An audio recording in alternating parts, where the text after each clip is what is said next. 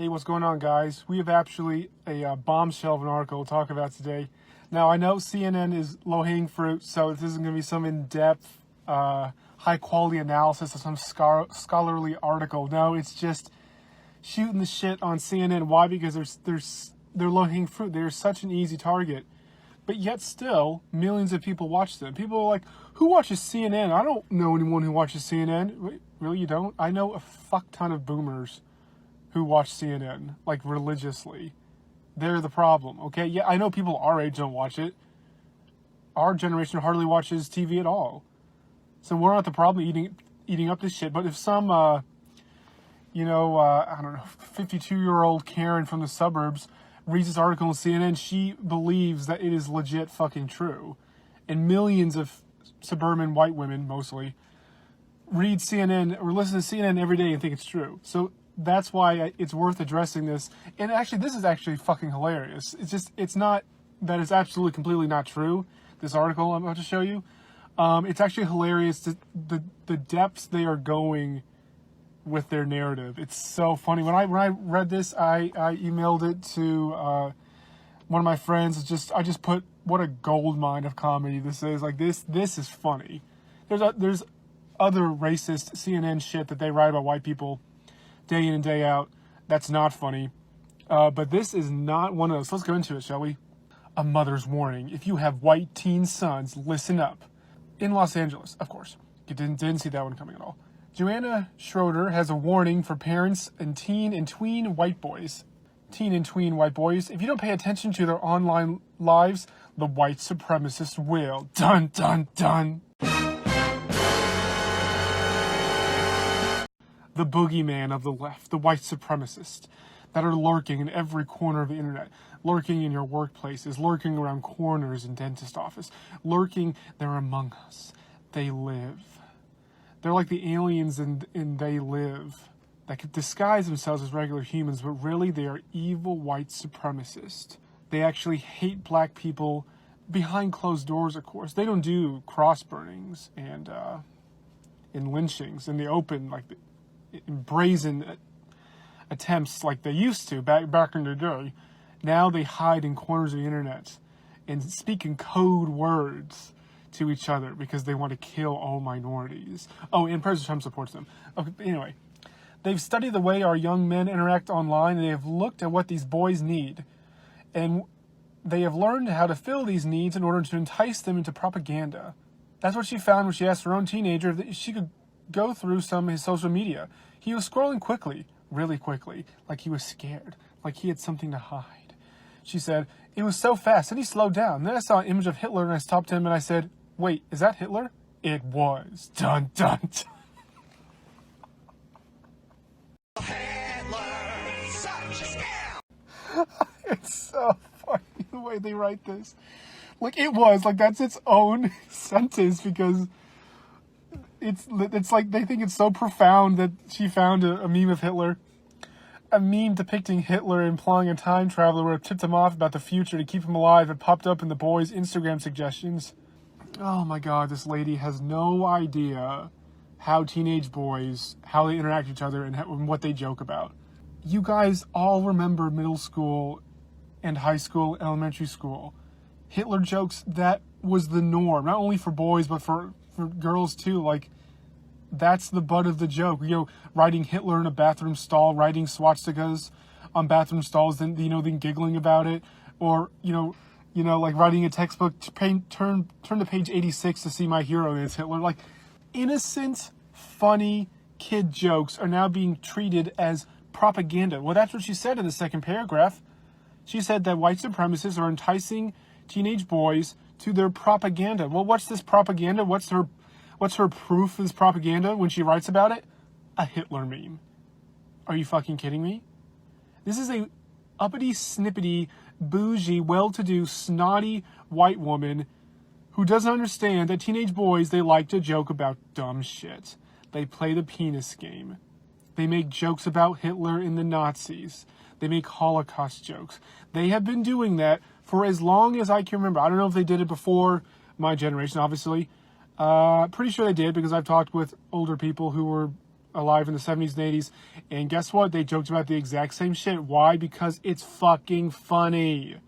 It's funny to joke about offensive things and say offensive things in a joking way as if you believe it, to make fun of how ridiculous people who actually believe that shit.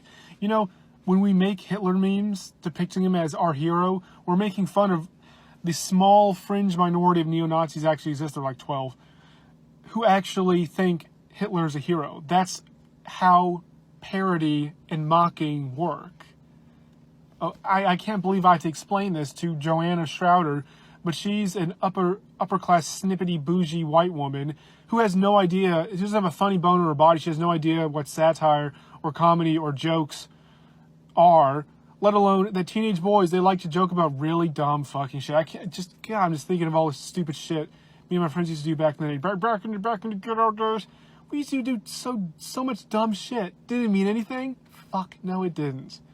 When we wrote swastikas in the bathroom stall, does that mean we were spreading Nazi propaganda? No, it was an edgy joke to be edgy.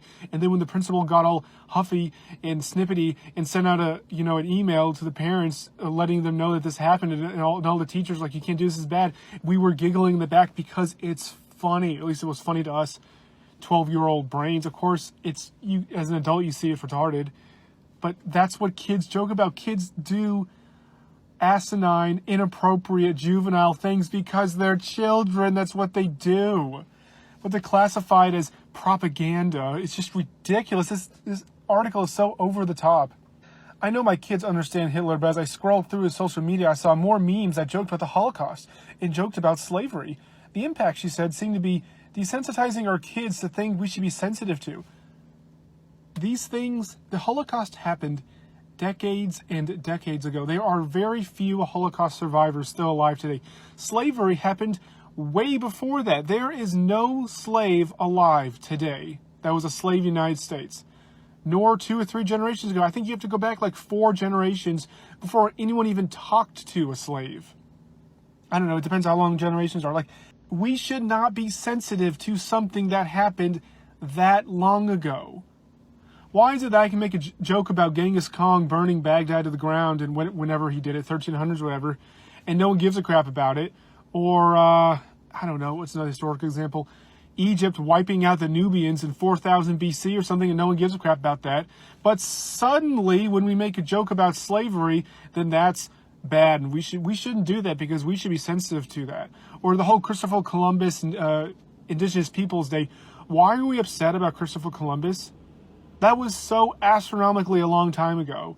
You have to go back 20 generations for someone to even talk to anyone who was killed by Christopher Columbus. I don't know, 20, I'm just guessing, depending on how long generations. But are we going to get upset over every massacre?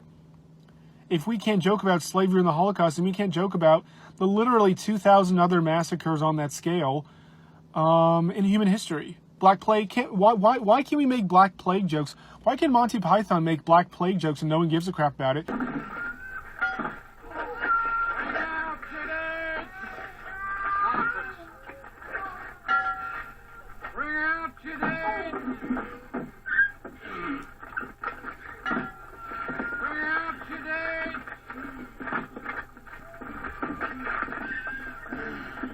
But then we make a joke about Christopher Columbus and the Native Americans getting killed, and suddenly that's bad.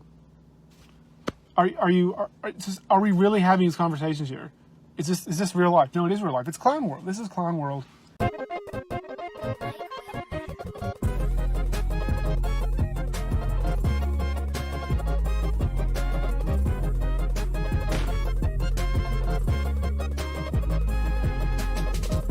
How she spotted the extremist messaging. Wait, so memes about Hitler, the Holocaust, and slavery are extremist messaging? Schroeder decided to dig deeper with her sons. Well, that sounds wrong. Holy shit, that sounds bad out of context. That's going to be a soundbite. I'll put it at the end of the video. That's just wrong. Why would you even write that? That sounds so wrong. Why would you write that? One a teen and the other a tween, when she heard them saying words that have been used by trolls against her. As a writer who has published pieces about men's issues among other topics, Schroeder had suffered online criticism. Oh, God forbid you write sexist crap when you write stuff about men, which, you know, as a radical liberal, you know, when she writes about men's issues, it's just her bashing men and writing the most sexist crap you can think of. You know that's the case. What else could it fucking be? I've seen too many examples to say otherwise. So then when people, like, criticize her writing, that's bad. That's suffering, according to her. How dare someone write sexist stuff on the internet and then suffer through criticism and abuse from those who disagree with you? How dare people be allowed to disagree with her sexist comments online? She just should be able to write whatever crap she wants about men, and no one should be able to disagree with her. On a side note, why is it that women are allowed to write about men's issues and that be totally legit? But whenever a man tries to write about a women's issue, men couldn't possibly do that because men can't understand the struggle that women go through. And there's no way from his privileged position could he ever hope to understand that, to write about it. Why is it only one-sided? Are you kidding me here? I know that people who bothered me and harassed me and made my life miserable for all these years are influencing my kids. Wait, so you are letting online criticism ruin your life, or quote unquote make your life miserable? How much of a fragile little pussy do you have to be to let online critiques make your life miserable?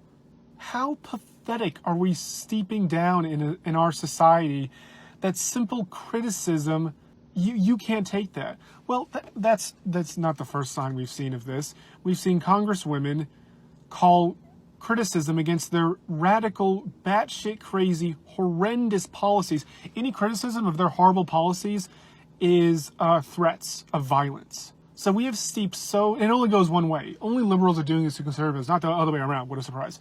So our society is decaying so much that people can put forth the most horrendous policies that literally wreck nations, and then people are like, hey, I disagree with you on that policy. That's actually a pretty bad policy. Can we not do that policy? Let's do another policy.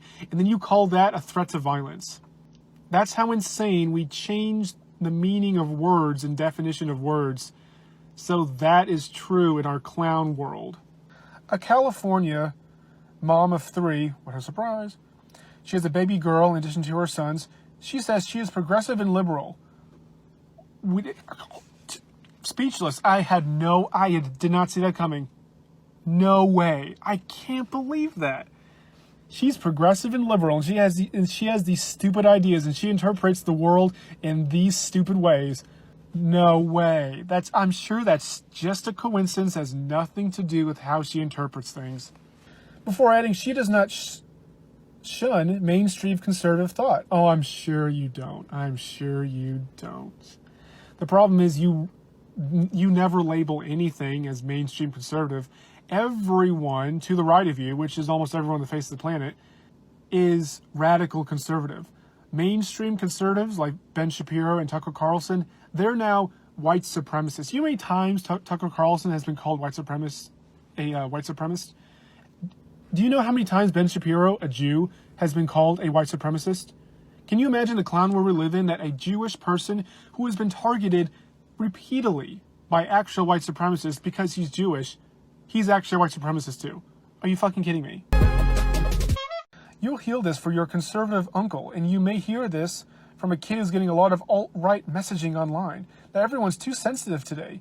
This is an entryway kind of terminology. It's not racist. No, it's not. But it's often used against people who are calling out racism and sexism, homophobia. Well, why don't we use that logic for anything else? I'm sure people have called her stupid for the things she writes. Does that mean that any time anyone else says someone's stupid, you're like, oh, you can't use that word because people use that against people who call out racism and homophobia? Can you imagine that logic being used in any other situation that making sense? You'll be like, that has nothing to do with what we're talking about. I'm talking about your ideas here, and I'm calling them stupid. And the other person will be like, oh, but white supremacists say that same word, stupid. So you can't use it because bad people use it. And you'll be like, what are you talking about? If we use that logic, then we wouldn't be able to critique you at all. Oh, that's what they want. Boom, hit the nail on the head. Ding, ding, ding, you win. That's the thing. They don't want you to be able to criticize them. Any critique you use, they're going to say that white supremacists also use it, and therefore you can't use it. That's what she's saying right now. It's not racist, but it's used against people who are calling out racism and sexism or homophobia. So therefore, you can't use that criticism. Those words, you can't use. They're trying to say what type of words you can use to criticize them or not.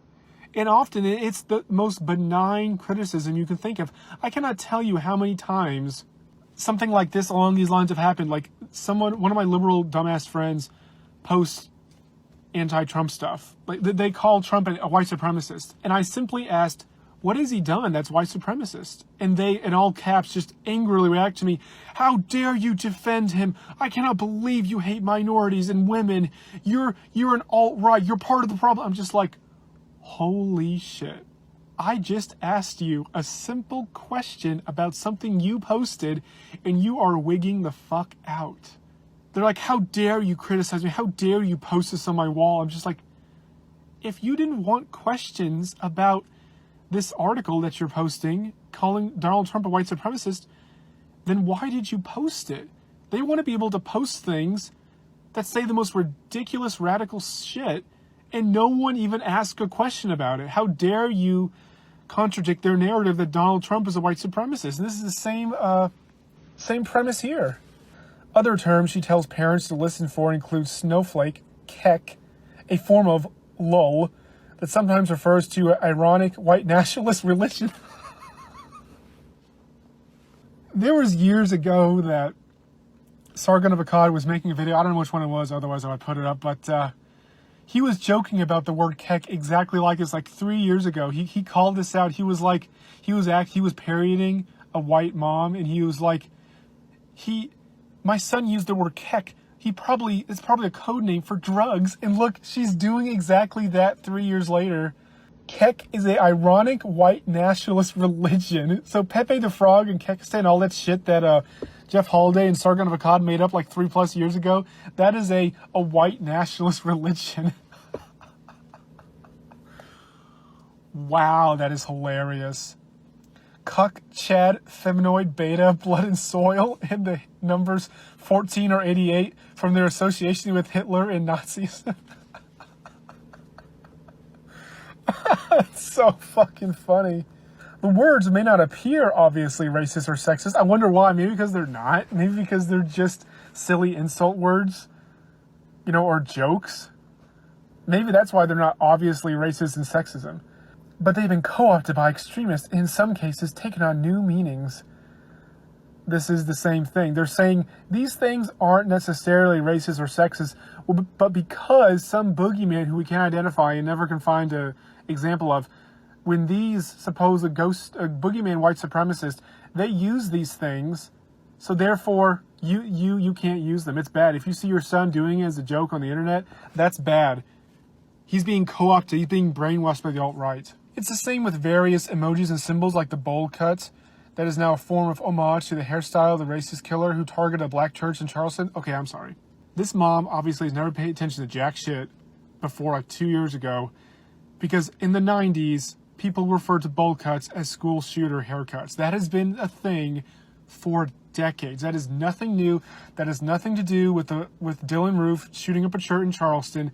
That has been a joke for a long, long time. The fact that she's acting like it's a brand new fucking thing is hilarious and shows that she has been living under a rock till about 4 years ago, whenever Donald Trump started his campaign. Then suddenly all these people started paying attention to all this shit and then wigging the fuck out. A glass of milk emoji, linking white pride and supposedly masculinity, or 2 lightning bolts that look like the insignia of a Nazi SS. Even the OK hand signal can be seen as racist in some situations. The Anti-Defamation League reported last month. These were all jokes. These were all jokes made up like 4chan and shit. These people get together and like, okay, how can we troll people into thinking that something totally ordinary is actually racist? And they come up with something, okay, let's do the OK symbol.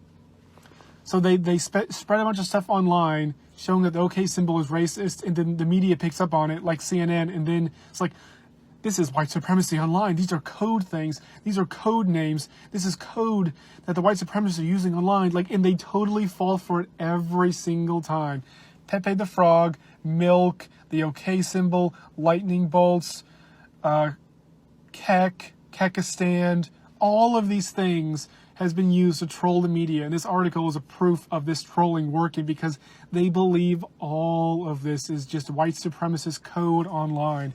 It's so funny. Oh my God. I'm going to end it here because I don't have time to talk about this, but I'll leave the rest of the article as always for you guys to read it. But let's just end with this. She admits she overreacted because it was personal for her. Wow, a woman admitting she overreacted because of personal emotions. Wow, never saw that one coming. That's never happened in the world. And then her husband intervened, and she decided to dial it down. So her husband, who is not a complete rabid liberal, is just like, honey, can you tone that shit down? That's like, you're overreacting. Can you please stop? I feel bad for him. God, can you imagine being married to this twat? God damn, that would suck. That's so funny. This is so hilarious. Look at this, and look at these side articles here. Snowflake. Words to watch out for. Snowflake, used to mock people deemed to be sensitive, especially about issues impacting minorities. Or my personal favorite, red-pilled, understanding the full truth of a situation. Though for white supremacists, this is accepting misogynistic alt-right theories. They're making like scholarly definitions and articles about like memes, about internet memes, about being red-pilled and snowflakes. Like, this is just further proof that boomers have absolutely no idea how the internet works. And I cannot wait for them to be too old to write articles like this. I cannot wait for the day that Joanne Schroeder is too batshit crazy and has dementia and Alzheimer's, and she can't spread this crap on CNN, which will not exist by that point anyway.